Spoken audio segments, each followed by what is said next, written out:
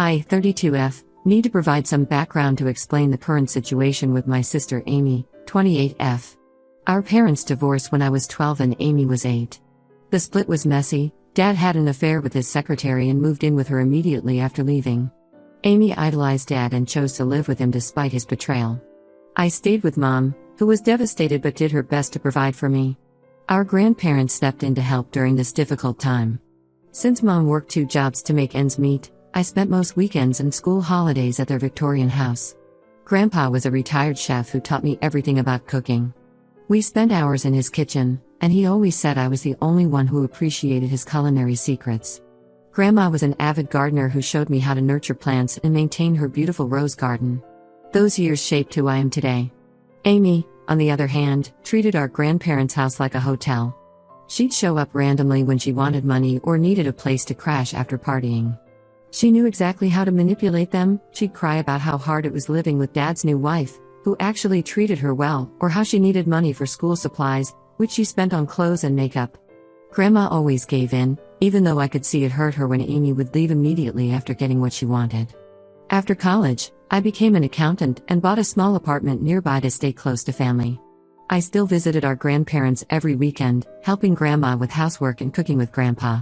Amy went to college for 1 semester before dropping out to pursue modeling.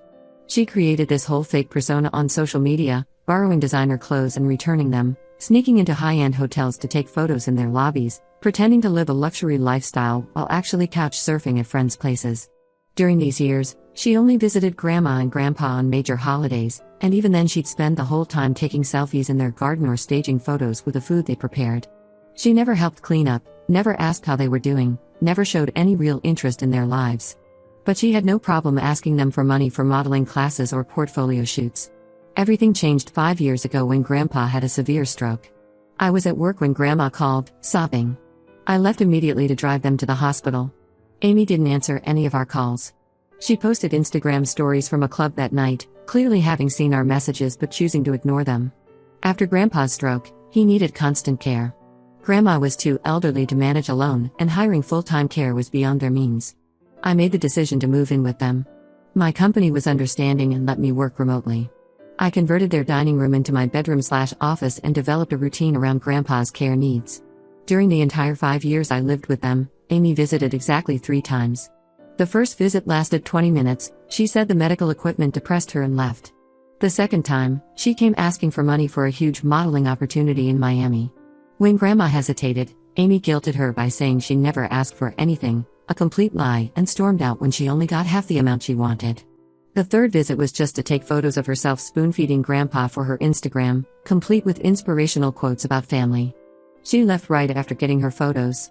Grandpa passed away last year. Amy didn't come to the funeral, claiming she had an important photo shoot. She posted pool party photos that day. Grandma was heartbroken but not surprised. 3 months later, we lost Grandma too. Amy showed up to that funeral dressed inappropriately and took selfies by the casket. When the will was read, it revealed that Grandma and Grandpa left their house to me. It's worth about $800,000 in today's market. They left Amy $50,000 in cash, which honestly was more than she deserved given how she treated them. The will explicitly stated that the house should go to me because I was there for them when they needed care. Amy completely lost it. She started calling and texting everyone in the family, claiming I had manipulated our grandparents by living with them. She conveniently forgot to mention that she was offered the same opportunity to help care for them but refused because it would interfere with her career. She then tried to claim that Grandpa wasn't mentally competent after his stroke when they updated their will, but their lawyer had documentation proving otherwise. Last week, Amy showed up at my door crying. Turns out her latest boyfriend kicked her out after discovering she'd maxed out his credit cards. She demanded I sell the house and split the money with her. When I refused, she switched tactics, crying about how she's family and family should help each other. Rich coming from someone who couldn't be bothered to visit her dying grandparents. She then revealed she's $40,000 in debt from buying fake designer clothes and paying for fraudulent modeling opportunities. She thinks selling the house would solve all her problems. She'd pay off her debt and use the rest to become a full-time influencer. She has barely 3,000 followers. When I suggested she get a regular job instead, she said office work would ruin her brand image.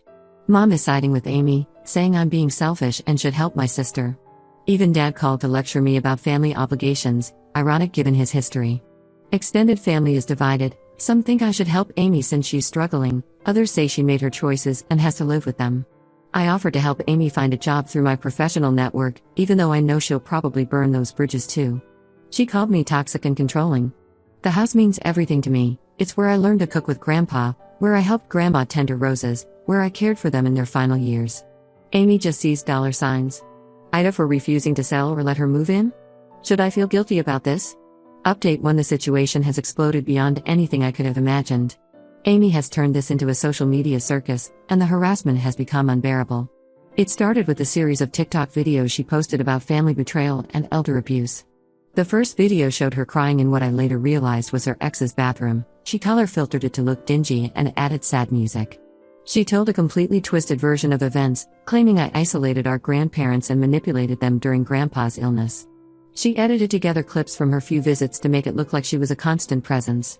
There's footage of her spoon-feeding Grandpa, that one photoshoot visit, helping Grandma in the garden. She was actually just posing with the roses for Instagram, and caring for them, all staged photos from the same day.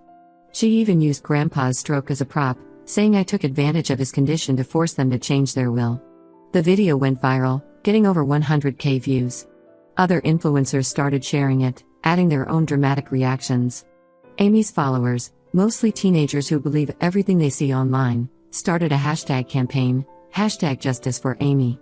They're calling me every horrible name imaginable and making up wild theories about how I must have abused our grandparents. These people started digging into my life. They found my LinkedIn profile and began harassing my workplace. My boss received dozens of calls and emails demanding I be fired for elder abuse. Thank God he knows the truth. He remembers how supportive he was when I needed to work remotely to care for Grandpa. Still, HR had to get involved because people were leaving fake negative reviews about our firm. The harassment spread to my other social media accounts. I had to delete Facebook after getting hundreds of hateful messages. Someone even posted my address online, and now Amy's followers drive by my house taking videos. They think they're gathering evidence of my supposed wealth hoarding, but they're really just filming a home I legally inherited and worked hard to maintain. But the worst part is how Amy manipulated our extended family into this mess. She reached out to all our cousins with a sob story about being homeless. She conveniently left out the part about maxing out her ex's credit cards. When our cousin Emma offered her a spare room, Amy declined, saying she couldn't live that far from her modeling opportunities, meaning she couldn't use Emma's modest apartment as a backdrop for her Instagram posts. Our Aunt Susan was initially Amy's biggest supporter. That changed after Amy's followers found Susan's small jewelry business page and flooded it with negative reviews, demanding she hold her evil niece accountable. That's when Susan finally snapped and revealed the truth about the $20,000 Amy borrowed. Apparently, Amy claimed it was for a modeling contract with a prestigious agency. Susan later discovered the agency was a scam, but Amy had already spent the money on a luxury vacation in Bali to build her brand. The most painful part is my mom's involvement. Amy moved in with her a month ago, and it's been chaos. Mom called me crying last night about how her apartment has become Amy's personal studio. Amy rearranged all the furniture for better shooting angles and refuses to put anything back. She invited a group of aspiring influencers over for a content creation day that turned into a party. They damaged Mom's antique coffee table but claimed it was already wobbly. Mom's electricity bill has tripled because Amy sets up ring lights and equipment for her videos. She's taking over every room for her shoots, even rearranged Mom's bedroom because it has better natural light. But Mom won't set boundaries because she's afraid Amy will post about her next. I tried reaching out to Amy one last time, meeting her for coffee to discuss job opportunities. A friend's company was hiring entry-level marketing positions, perfect for someone interested in social media. Amy recorded our entire conversation without my knowledge. She later posted edited clips where she spliced together parts of my sentences to make it sound like I was mocking her career choices. She captioned it "Toxic Sister Tries to Destroy My Dreams Again." The final betrayal came when she contacted my ex-boyfriend, James. For context, James cheated on me 4 years ago with a coworker. Amy knew how devastated I was. She even posted about being there for me during the breakup. She wasn't. Now she messaged him asking for dirt on me, suggesting they team up to expose my true character. James was decent enough to forward me the messages and apologized for our past. She's even started claiming that Grandpa's signature on the updated will looks suspicious. The lawyer has ironclad documentation, including video footage of Grandpa clearly stating his wishes, but Amy tells her followers this just proves how deep the manipulation goes. Mom keeps pushing me to give in, saying I should sell the house to keep the peace. She doesn't understand that this isn't about money anymore. Amy crossed a line by exploiting our grandparents' memory for social media fame. She's trying to destroy my reputation and career because she can't accept the consequences of her own actions. I've started documenting everything for legal purposes. My lawyer says Amy's videos could be considered defamation, but pursuing legal action might just give her more ammunition for her victim narrative. For now, I'm focusing on protecting myself and preserving our grandparents' true memory, not the twisted version Amy's created for likes and views. Update 2: The situation has taken an even darker turn. Last week, I received a certified letter from Amy's lawyer. She's suing me for half the house's value, claiming she was an equal caregiver to our grandparents and was unfairly cut out of her inheritance. Her evidence is laughable: those staged Instagram photos from her rare visits, a handful of grocery receipts from when she picked up things for Grandma, always expensive items that she got reimbursed for, and 3 birthday cards where Grandma wrote "We love you both equally." The lawyer's letter included statements from Amy's followers who claimed they witnessed her taking care of our grandparents through her social media posts. She's also trying to use Mom as a witness, claiming Mom can testify about all the times Amy helped. Mom later admitted to me she never actually saw Amy help, but she's afraid of contradicting Amy's story. But karma has a way of revealing the truth. While gathering evidence for my lawyer, I was going through Grandma's belongings in her old desk. Hidden in a locked drawer, I found her diary. What I discovered made me physically sick. The diary detailed years of Amy's manipulation and theft. Starting from when she was in college, Amy had been constantly asking our grandparents for money.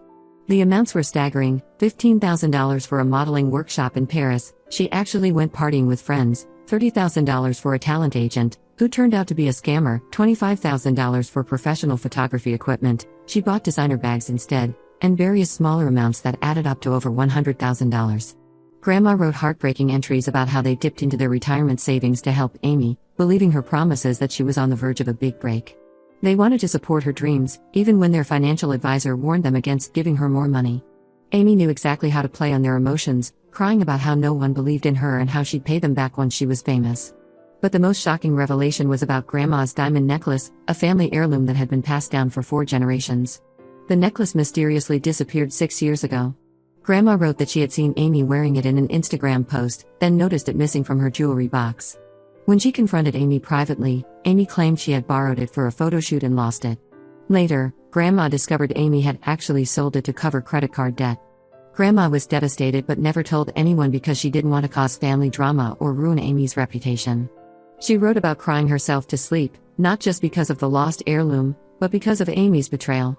That necklace was supposed to come to me on my wedding day. Grandma had promised it to me when I was little. The diary explained why Amy's visits became so rare. She was avoiding our grandparents because of the guilt, or more likely, because she knew they'd figured out her lies. Yet she still had the audacity to ask them for money, always through tearful phone calls rather than face-to-face visits. I confronted Mom with the diary. She broke down and confessed she knew about the necklace all along. Amy had told her a different story, claiming Grandma had given her permission to sell it because she needed the money more than some old woman needed jewelry.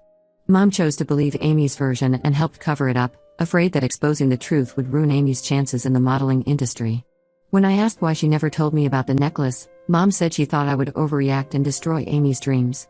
She actually suggested I should keep the diary secret because exposing Amy now would be cruel given her current struggles. I was speechless. Even with proof of Amy's years of deception, Mom was still enabling her. I sent copies of the relevant diary entries to my lawyer. They're clear evidence that our grandparents were mentally competent and made deliberate choices about their will based on our behavior. The entries also document how Amy manipulated them financially, which destroys her claim that I was the manipulative one. The revelations have divided our family even further. Most relatives are disgusted by the necklace theft, but a few still defend Amy, saying she was young and desperate when she did it. Mom begged me not to show the diary to anyone else, claiming it would destroy Amy's brand. She seems more concerned about Amy's social media career than the fact that her younger daughter stole from and manipulated her elderly grandparents. Update 3: The court dismissed Amy's lawsuit after her lawyer saw the diary evidence. Amy tried to claim the diary was fake, but a handwriting expert confirmed it was genuine. She then switched tactics and posted a tearful video claiming the diary proved how mentally unwell Grandma was. This backfired spectacularly when her followers realized she was admitting the diary was real while simultaneously calling our grandmother unstable. The aftermath has been brutal but necessary. After the truth about the necklace came out, Most of our relatives cut contact with Amy. Even our family friends who've known us since childhood blocked her on social media. The only person still firmly in Amy's corner is Mom, who's now dealing with the consequences of her enabling. Amy is still living with Mom, but the situation has become unbearable. Mom called me crying last week because Amy got banned from 3 different rental agencies for her awful credit history and sketchy references. Now she's saying she'll never move out because family helps family. She's turned Mom's once peaceful apartment into a content creation house, inviting random influencers over at all hours. Mom's electricity bill hit $600 last month from all the lighting equipment, but Amy refuses to contribute. I thought I was done being shocked by Amy's behavior, but I was wrong. Last month, I discovered she had somehow gotten a copy of my house key. Mom later admitted giving it to Amy in case of emergencies. The real reason came out when my security cameras caught Amy sneaking in while I was at work. She was staging photos in different rooms, pretending the house was her new luxury property. She even filmed a house tour video claiming she'd manifested her dream home. I immediately changed all the locks and installed additional security cameras. Amy retaliated by posting more lies about me, but her follower count has dropped significantly since the diary revelations. Her influencer friends abandoned her once they realized associating with her could damage their own brands. The final straw came when I found out Amy had taken Grandpa's handwritten recipe book and tried to sell copies online as exclusive family recipes passed down through generations. She was charging $50 per digital copy. Aunt Susan helped me get the listings taken down and recover the original book, which now sits safely in my kitchen where it belongs. I've gone completely no contact with both Amy and Mom. Mom still sends daily messages saying I'm being cruel and need to forgive Amy because she's lost everything. She doesn't understand that Amy hasn't lost anything, she threw it all away through her own choices. The house feels peaceful now. I've restored Grandma's garden to its former glory and started a small herb patch like the one Grandpa used to maintain. Some family members who initially sided with Amy have reached out to apologize after seeing her true colors. Cousin Emma visits regularly now, and we cook from Grandpa's recipes together. Amy's followers still drive by occasionally, but they've mostly lost interest since she can't maintain her fake lifestyle without access to my house. Last I heard, she's telling people she's writing a tell-all book about family betrayal. Mom says I should be worried, but I'm done caring about Amy's lies. Some might think I'm harsh for cutting off my sister and mother, but after years of manipulation and lies, followed by social media harassment and attempted theft, I'm finally at peace with my decision. The house isn't just property, it's the legacy of 2 people who showed me what real love and family means. I won't dishonor their memory by enabling Amy's behavior like they did when they were alive. Amy made her choices long ago when she decided followers and likes were more important than family. Now she can live with those choices.